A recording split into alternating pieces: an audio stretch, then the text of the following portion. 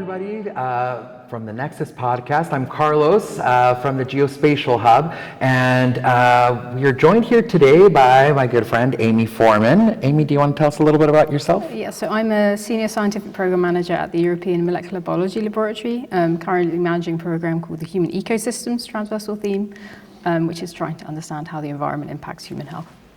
And I met Amy because she is the lead of the Human Exposome Data Standards Study Group. Yes. Is that right? Yeah, I got the whole name right. And do you want to tell us a little bit about what the study group does? Yeah, so the study group is part of the ClinPheno workstream in the Global Alliance for Genomics and Health. And what we're trying to do is come up with standards that can be deployed across the globe related to how we capture environmental exposure data and connect this with genomics. Yeah, and this sounds really important, and it definitely makes sense. But like, what was kind of like the issue that like really like pushed you to kind of push for this group? Yeah, so a lot of genomics cohorts are increasingly linking to external environmental exposures, but this data is not consistently captured. And this kind of presented as a problem where I am at the EBI, the European Bioinformatics Institute. One of our resources, the GWAS catalogue, captures a lot of actually exposure information. So we have over 2,000 studies that have gene by environment associations. But it's quite hard to actually annotate these because exposures are inconsistently captured across cohorts. For example, smoking is annotated very differently across different cohorts. So through the study group, we're hoping that we can start moving towards creating standards to better annotate these information. Yeah, and remind me, the group has been around for about a year? Yes. About a year, and how many people are part of this group now? So really pleased that we have just over 100 people in the group, which includes groups in Europe, the US, Asia, and Africa. So it really does have a global reach. Yeah, I mean that's a really large number. So it must be like sometimes a lot of people to wrangle, but I think it also speaks to a lot of people that support this kind of effort. Yeah, and I think a lot of the work that we're focusing on is normally on very specific challenges, which means that we can pull very specific expertise, and it's very good, obviously, to share this knowledge. Yeah. So what are some of the things that the working group or the study group is focusing on as of right now? So one of the first things we decided to do in the group was to create metadata standards to capture place-based exposure information consistently across cohorts. So we initially analysed what data was in various cohorts across the globe, and place-based exposures like air pollution were the things that were coming up as most frequently being the things that were linked to. But these are not being captured in a reproducible way. So. I see. And so it seems like so after these metadata standards, right? It seems like it's a community-led effort. So, and like, what is the plan after that? After having these sort of drafted standards? Yeah. So once we've drafted the standards, the next thing is getting these actually implemented and showcasing that they work. So we're working with a number of cohorts to do this, such as UK Biobank. And also it's not just cohort owners, but it can lead into other things. So for example, exposure maps, we're hoping they will also implement these standards. And then it goes all the way into repositories at the end of the day. So things like the GWAS catalog will benefit from the standards that we generate.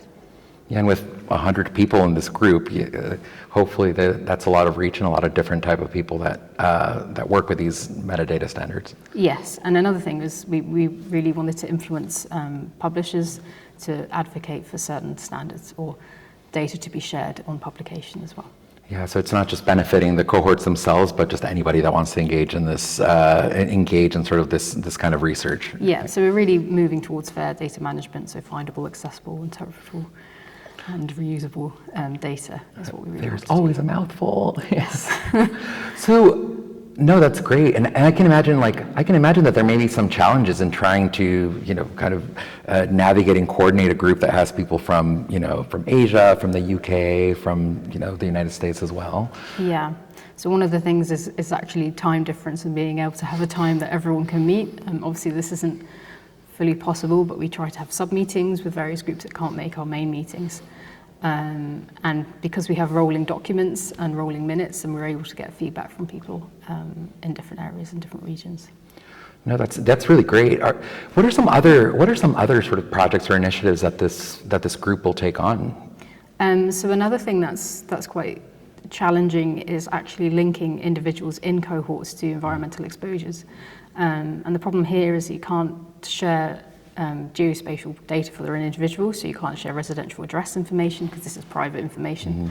But there are various ways that we can hope to address this. I mean, the big problem is that a lot of kind of smaller clinical cohorts haven't actually been able to connect with environmental exposure information, although they potentially can.